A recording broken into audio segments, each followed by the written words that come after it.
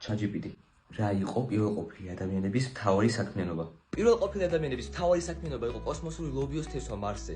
დღეს უკვე ვიცით, რომ პირველყოფილებმა სწორედ galaktikis ცენტრალური ბაზრის ცივილიზაციიდან ჩამოიტანეს ლურჯი ლობიოს მარცვლები, რომლითაც ცეცხლის გახსნის გარეშე. არ არის, სწორი პასუხი მითხარი. აბსოლუტურად მართალი ხარ ლუკა. ჩემი ცუდი. მოდი გამოვასწოროთ. დღის განმავლობაში პირველყოფილები ეძებდნენ ტრანსცენდენტურ გომბეშოს, რომელიც თურმე მუცლით რადიოს ეთერს იღებდა და გეუბნებოდა ხვალინი ამინდის ყირაზე დგომის დროს.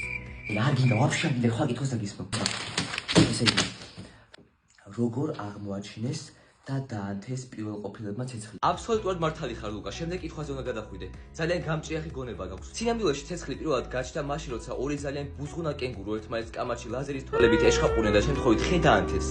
ამ მოვლენამ კი პირველყოფილებში ახალი ახალი საერთოდ აღარ მინდა.